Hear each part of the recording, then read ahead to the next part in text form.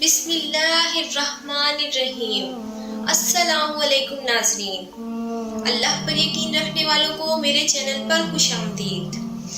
آج کی اس ویڈیو میں ہم بات کرنے والے ہیں ایک ایسے جانور کے بارے میں جس کے بارے میں طرح طرح کی باتیں سننے کو ملتی ہیں۔ کوئی اسے منحوس کہتا ہے، کوئی اسے گھر میں پریشانی لانے والا جانور کہتا ہے۔ تو ناظرین، آج ہم بات کرنے والے ہیں الو کے بارے میں۔ اس ویڈیو میں ہم آپ کو الو کی پوری حقیقت بتانے والے ہیں اور یہ بھی بتانے والے ہیں کہ یہ جانور ہمیشہ ویرانے میں ہی کیوں رہتا ہے، یہ جانور ہمیشہ اداس ہی کیوں رہتا ہے۔ جب آپ اس کی حقیقت سنیں گے تو آپ کے ہوش اڑ جائیں گے، اس لیے ناظرین آپ اس ویڈیو کو آخر تک ضرور دیکھیے گا۔ تو شروع کرتے ہیں آج کی اس ویڈیو کو۔ ناظرین، الو کو تو آپ نے اپنی زندگی میں کبھی نہ کبھی ضرور دیکھا ہوگا اور آپ نے یہ بھی محسوس کیا ہوگا کہ یہ جانور ہمیشہ اداس ہی رہتا ہے اور یہ ویران جگہوں پر ہی رہنا کیوں پسند کرتا ہے۔ سوچنے کی بات ہے ناظرین، ایک مرتبہ ایک شخص حضرت امام جعفر صادق رضی اللہ تعالی عنہ کی خدمت میں حاضر ہوا اور عرض کرنے لگا کہ اے امام جعفر صادق، آپ مجھے بتائیے کہ یہ جو الو ہے یہ ہمیشہ ویران جگہوں پر ہی کیوں رہتا ہے اور ہمیشہ اداس ہی کیوں رہتا ہے۔ جب جعفر صادق رضی اللہ تعالی عنہ نے یہ سنا تو آپ فرمانے لگے کہ اے شخص، اس پرندے کو آج جیسا تو دیکھ رہا ہے یہ پرندہ ہمیشہ ایسا نہیں تھا۔ یہ الو پہلے ویران جگہوں پر نہیں رہتا تھا اور نہ ہی یہ اداس رہتا تھا۔ اس کے ساتھ ایک واقعہ پیش آیا ہے، اس کے بعد سے یہ پرندہ ایسا ہو گیا ہے۔ یہ سن کر وہ شخص عرض کرنے لگا کہ یا حضرت، کیسا واقعہ پیش ہوا تھا اس پرندے کے ساتھ؟ تو حضرت امام جعفر صادق رضی اللہ تعالی عنہ فرمانے لگے کہ اے شخص، یہ پرندہ حضرت محمد صلی اللہ علیہ وسلم کی آل سے محبت کرنے والا پرندہ ہے۔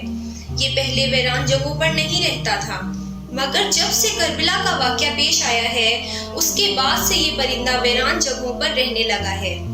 جب سے اس پرندے کو پتہ چلا ہے کہ حضرت امام حسین ایک قافلے کے ساتھ میدان کربلا میں رکے ہوئے ہیں تو یہ پرندہ 9 محرم کی رات کو میدان کربلا میں جا پہنچا اور جا کر حضرت امام حسین رضی اللہ تعالی عنہ سے عرض کرنے لگا کہ یا حسین، میرے لیے کیا حکم ہے؟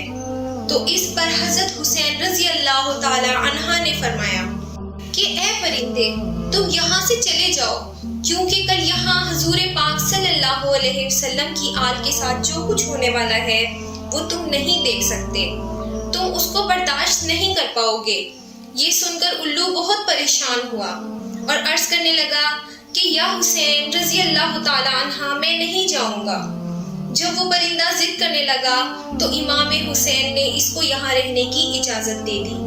اس کے بعد اس پرندے نے کربلا کا پورا واقعہ اپنی آنکھوں سے دیکھا۔ یزید نے کس طرح امام حسین اور ان کے ساتھیوں کے ساتھ جو سلوک کیا اس نے اپنی آنکھوں کے ساتھ دیکھا۔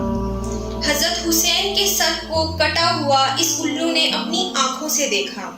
حضرت حسین کی لاش کو پامال ہوتے ہوئے اس الو نے اپنی آنکھوں سے دیکھا۔ یہ ظلم دیکھنے کے بعد اس پرندے کے دل میں انسانوں کے لیے نفرت بیٹھ گئی۔